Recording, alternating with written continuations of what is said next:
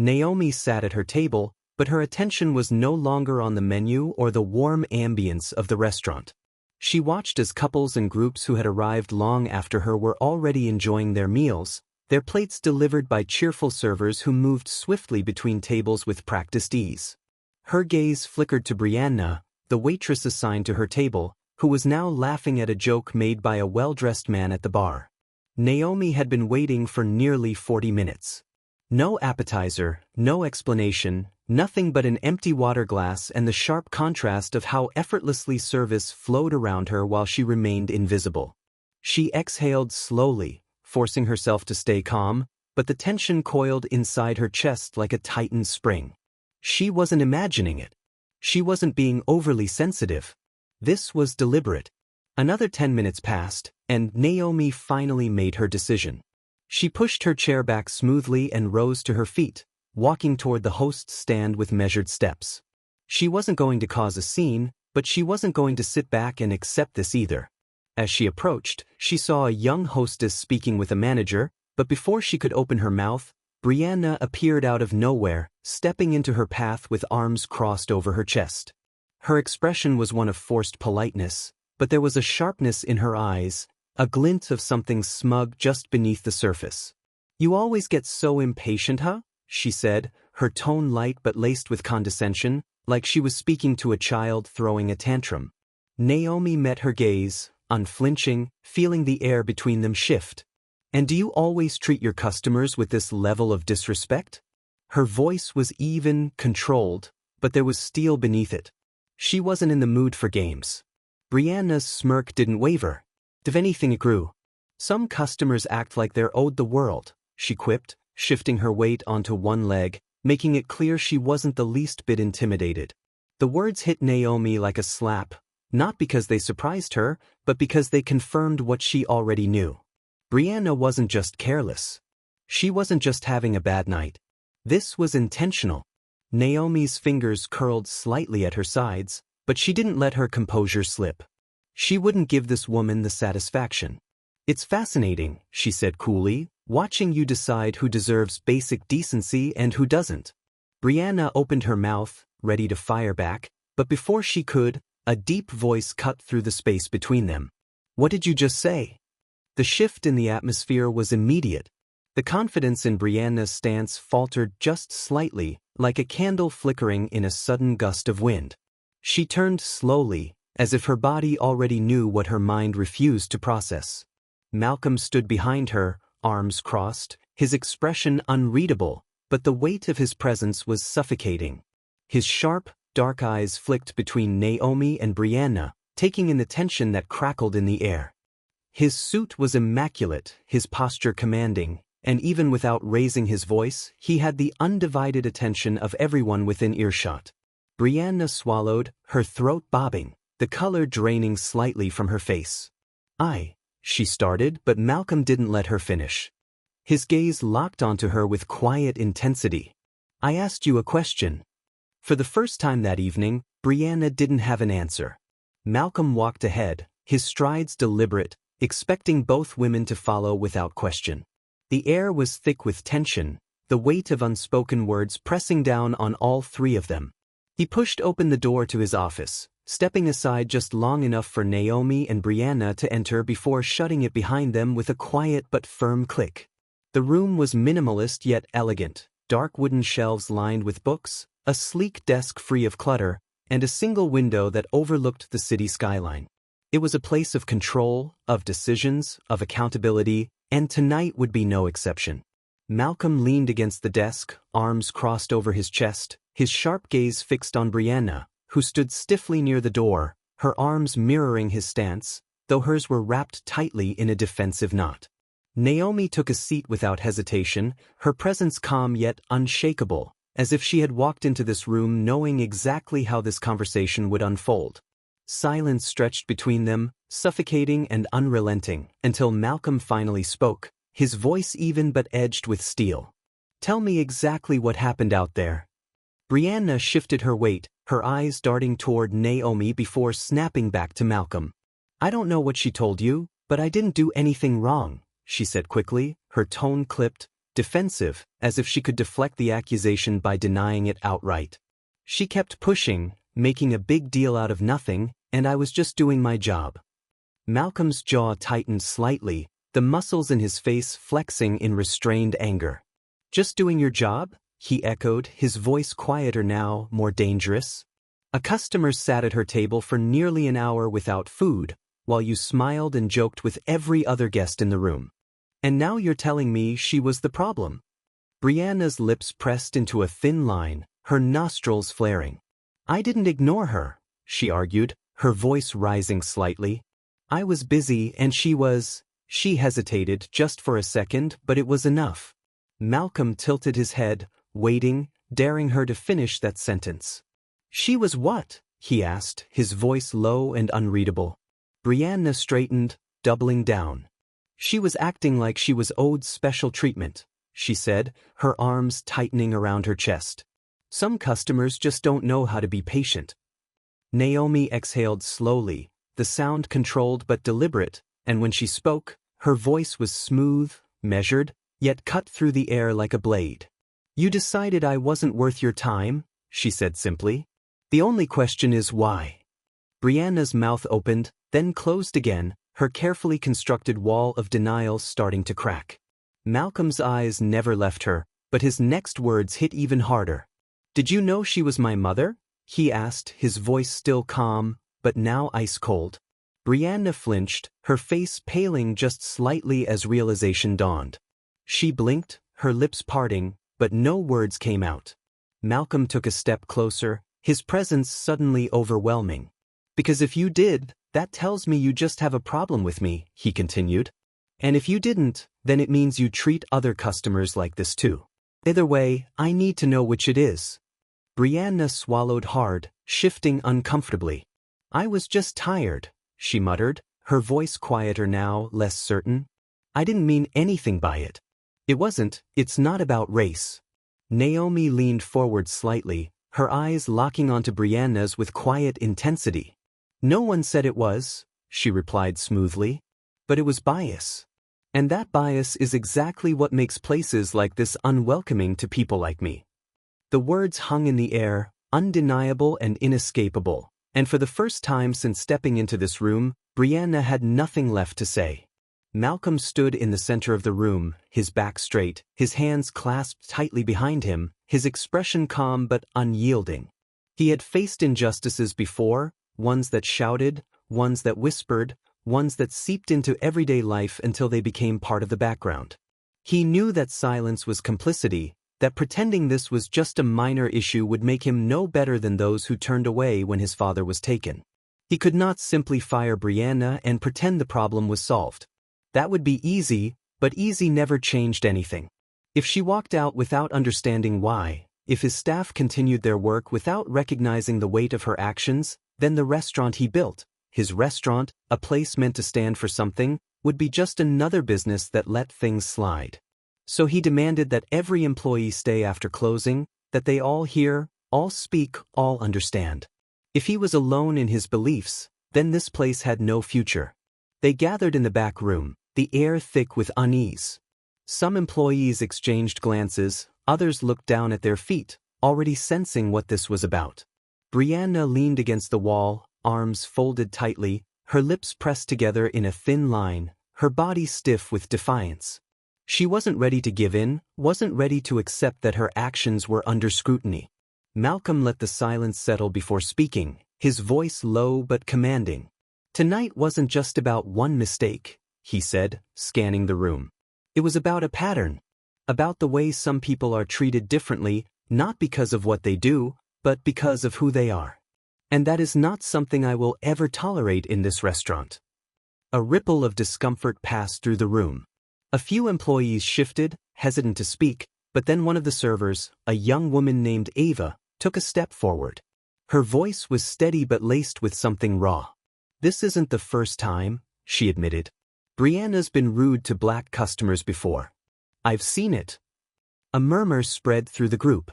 Some nodded. Some hesitated, weighing their words, their experiences.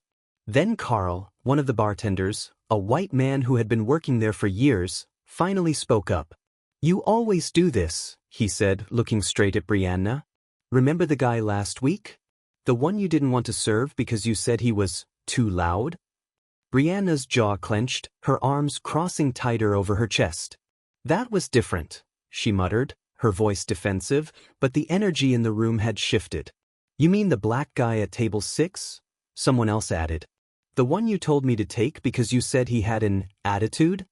The murmurs grew, stories surfacing, fragments of moments Brianna had assumed had gone unnoticed. A woman hesitating before asking for a different server. A customer's smile fading after a clipped response. A quiet, insidious pattern of subtle slights, none of them loud enough to cause an uproar on their own, but together forming something undeniable. Brianna's breathing quickened. I didn't mean anything by it, she snapped, but for the first time, her voice wavered. Malcolm watched as the truth settled over her, as she stood at the center of something she could no longer dismiss as a one-time misunderstanding. Naomi, who had been silent until now, finally spoke, her voice even, deliberate. You didn't realize, she said. And that is exactly the problem. Brianna's shoulders slumped, her gaze flickering downward. I didn't know, she muttered, but the words felt hollow even to her. Because now she did. And there was no unknowing it. Malcolm stood in his office, staring out the window at the city lights, his mind a whirlwind of thoughts that refused to settle. The conversation from the meeting replayed in his head, the quiet confessions from his employees, the undeniable pattern that had been woven into Brianna's actions, the way she had tried to justify it, then denied it, then finally, at the last moment, seemed to realize just how deep it ran. He had built this restaurant from nothing, poured his soul into it, made it a place where no one would have to feel less than, yet here he was, faced with the reality that under his own roof, the very thing he had spent his life fighting against had been happening in plain sight. He turned around, locking eyes with Brianna, who stood stiffly across the room, her fingers twisted together, her usual bravado absent. You can't work here anymore, he said, his voice steady, controlled. She flinched, just slightly, but said nothing, just swallowed hard and nodded. He exhaled, running a hand over his jaw. But before you leave, you're going to listen. Not just to me, but to them. You owe them that much. She hesitated, then gave another stiff nod, her gaze dropping to the floor.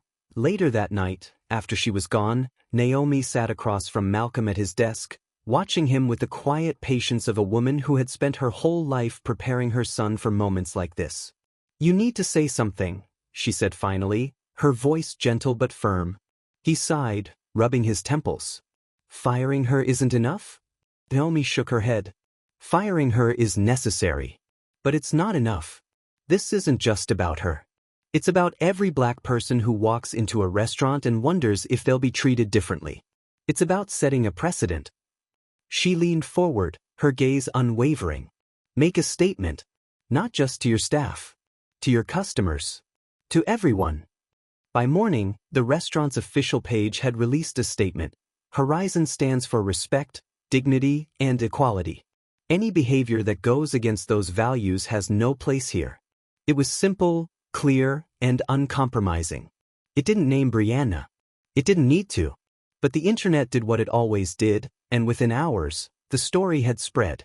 A diner had overheard the confrontation, posted a vague but scathing tweet about a restaurant owner taking a stand against racism, and before Malcolm even had time to brace himself, his phone was blowing up. Messages flooded in, some supportive, some skeptical, some outright hostile.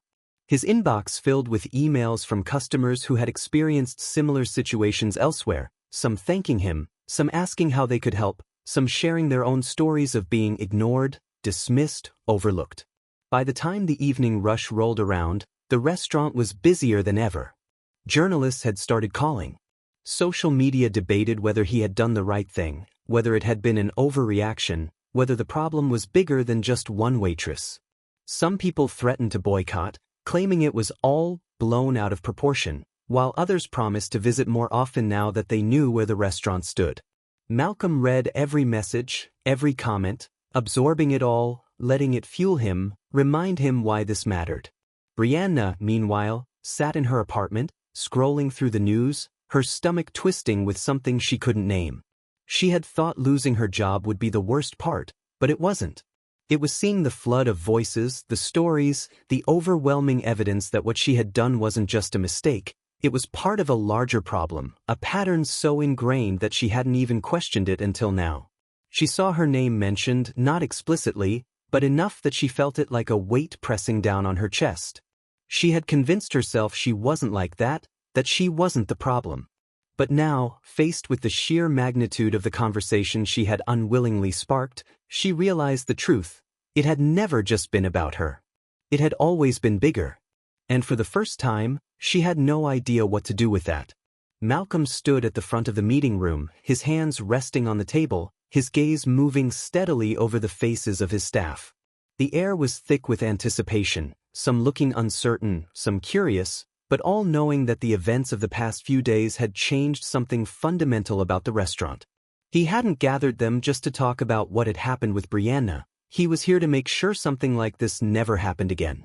This isn't just about one person, he said, his voice calm but firm, his words landing with weight.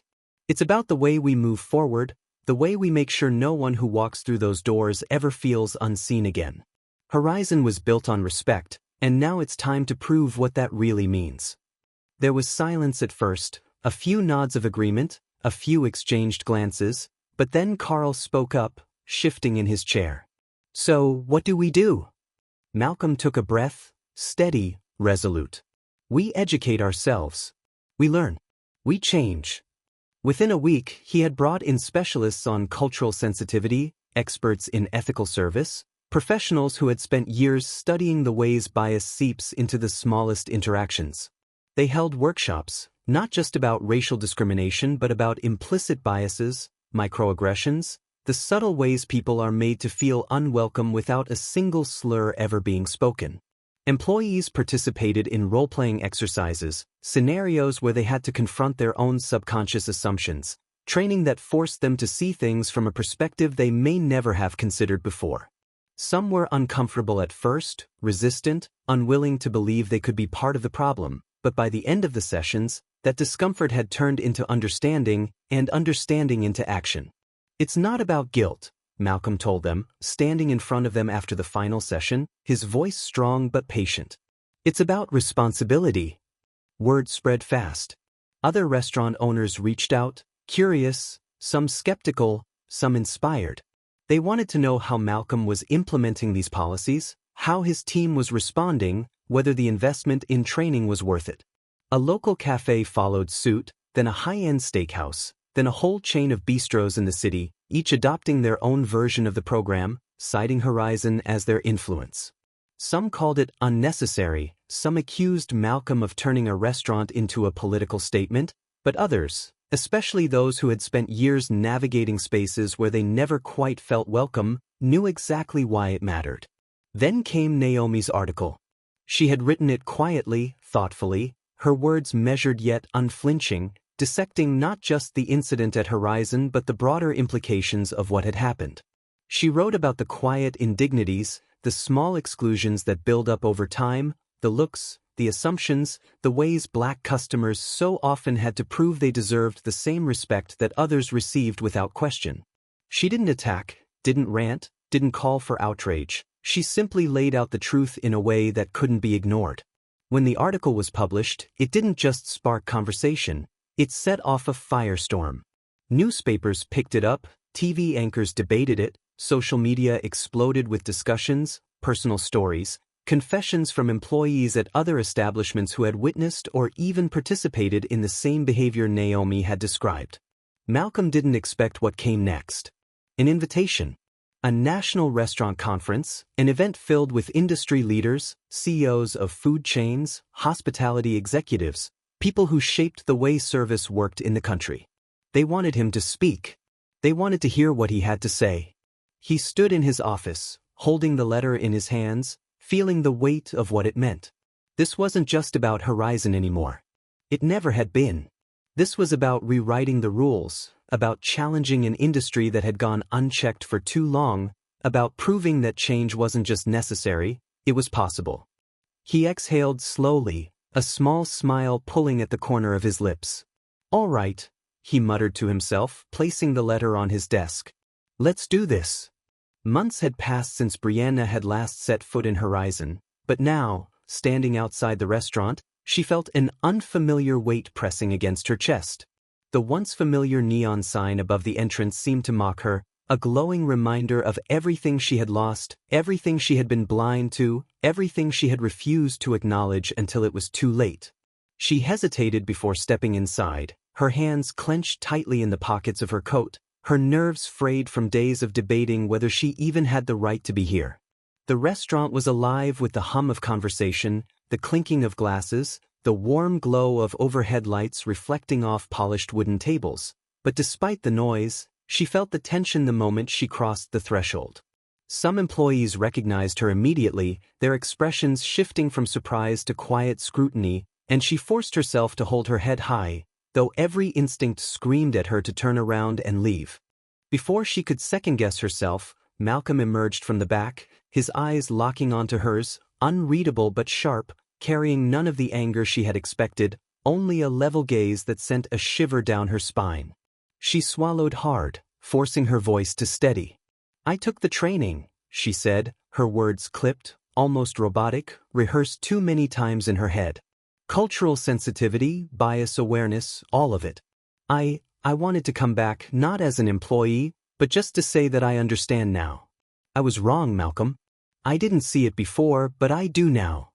Silence stretched between them like a taut rope, his expression giving nothing away as he studied her, as if trying to determine whether her words carried any real weight or if they were just another excuse, another desperate attempt to fix something that couldn't be undone. He let the silence sit, forcing her to feel it, forcing her to sit with the discomfort she had spent so long avoiding. Finally, he nodded, his voice even. "You want to talk? Fine. But not just to me." He led her to the back where the staff was finishing up a meeting, the air growing heavy as every head in the room turned toward her. Some faces were impassive, some guarded, others outright hostile, and she felt her pulse hammering against her ribs, but she didn't back down. "I didn't come here expecting forgiveness," she admitted, her voice quieter now, raw in a way she hadn't expected. I needed to say this. I spent so much time thinking I was just doing my job, that I wasn't hurting anyone, that I wasn't part of the problem. But I was. And I see that now." A scoff came from the back, someone muttering under their breath, but no one interrupted her. "When I lost my job, I was angry. Not at myself, at everyone else. I told myself it wasn't fair, that I was being punished for nothing. But then I started listening.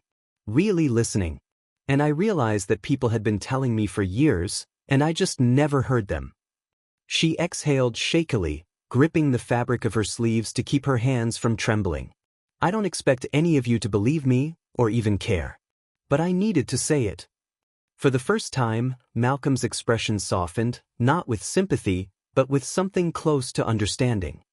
He could see the exhaustion in her posture, the way her words weren't just for them, but for herself. She wasn't asking for a job. She wasn't asking for redemption. She was asking for a way to move forward. He let the silence stretch again, let her feel the weight of her own words, let his staff take their time in processing them before he finally spoke. "You can't work here again," he said, and she nodded before he had even finished, as if she had already expected it, already accepted it. But then he continued, his voice firm but measured. "But there's a charity event next month. We're hosting a fundraiser for local community programs. We need volunteers." Her breath caught in her throat, and for the first time in months, hope flickered behind her eyes. "I'd like that," she said quietly, and for the first time, it wasn't just words. It was the first step toward something real. Malcolm leaned back in his chair, studying Brianna with the same measured gaze that had unraveled her defenses the first time they stood in this office. She had come back, asked for a second chance, not at employment, but at something bigger, something she hadn't fully defined yet. She wanted to be part of the upcoming charity event, to help, to contribute, to prove that she understood what she had done. But Malcolm wasn't interested in quiet apologies or silent actions. "You can volunteer," he said finally, watching her tense slightly as she waited for the inevitable condition. But only if you tell your story. Not just to me. Not just to the staff. To everyone at the event. Brianna swallowed, her hands clenching at her sides, her breath hitching almost imperceptibly. You want me to stand in front of a room full of people and admit what I did? He didn't blink. I want you to show them what it looks like to own your mistakes. The night of the event arrived, and the restaurant buzzed with energy, filled with familiar faces, community leaders, longtime customers, and new guests drawn in by the conversations surrounding Horizon's transformation. The fundraiser wasn't just about raising money, it was about making a statement, about turning words into tangible action, about proving that change wasn't just possible, it was necessary. Brianna stood near the back of the room, her heart hammering as she watched servers move between tables, the warmth of the space making the knot in her stomach even tighter. She had spoken in front of people before, had taken orders, had made small talk with guests, but never like this. Never with her own actions laid bare. Naomi sat at one of the front tables, poised, patient, her expression unreadable as she waited for the moment to unfold. When Malcolm finally took the stage, the room quieted, his presence commanding even before he spoke. We're here tonight because we believe in something bigger than just food, bigger than business, he began, his voice steady but powerful. We believe in creating spaces where people feel safe, respected, and valued. But belief isn't enough. We have to act on it. And tonight, someone wants to share her part in that story. He turned his head slightly, locking eyes with Brianna for a brief second before stepping aside. The silence that followed as she walked onto the stage felt heavier than any room she had ever entered. She gripped the edges of the podium, her pulse roaring in her ears, the weight of Naomi's gaze pinning her in place more than anyone else's. I used to think that being a good person meant not doing anything actively wrong, she began, her voice quieter than she wanted, but unwavering. That if I wasn't saying something hateful, if I wasn't outright cruel, then I couldn't be part of the problem. But the truth is I was. A murmur rippled through the audience, but she forced herself to keep going. I ignored people. I dismissed them. I made assumptions that I had no right to make. And when I was called out, I was angry. Not because I thought I was right, but because I didn't want to admit I was wrong. Naomi finally spoke, her voice cutting through the air like a scalpel. And what changed? Brianna inhaled sharply, as if bracing herself against the force of the question. Losing my job made me defensive, she admitted. But seeing the response, hearing people's stories, reading about experiences just like the ones I created, it forced me to see that this wasn't just a mistake. It was a pattern. It was something I had allowed to exist inside me without ever questioning it. And if I don't actively fight against that, if I don't work to change, then I am the problem. A hush settled over the room, a stillness that carried more weight than any applause ever could. Malcolm watched from the side, arms crossed, jaw set, not in satisfaction, but in understanding. She wasn't perfect. She never would be. But she was trying. And that mattered. The rest of the night moved forward, the event surpassing its goals, raising enough money to fund educational programs on discrimination and inclusion, an initiative that felt more necessary than ever. As the last guest trickled out, Naomi turned to her son, her expression softer than it had been all night. You did more than fire her, she said, her voice quiet but certain. You made her think. And Malcolm, for the first time in a long time, allowed himself to believe that maybe that was enough. Horizon was no longer just a restaurant. It had become a statement, a testament to the idea that a dining experience could be more than good food and polite service. People came not just for the menu but for the atmosphere, for the feeling of being seen, respected, valued. Malcolm watched as his staff moved with confidence, as guests from all backgrounds filled the space without hesitation, as conversations flowed between tables without the invisible walls that had once gone unnoticed but had always been there. The restaurant was alive with purpose, and he had ensured that its foundation wasn't built on trends or temporary outrage but on something lasting, something that mattered.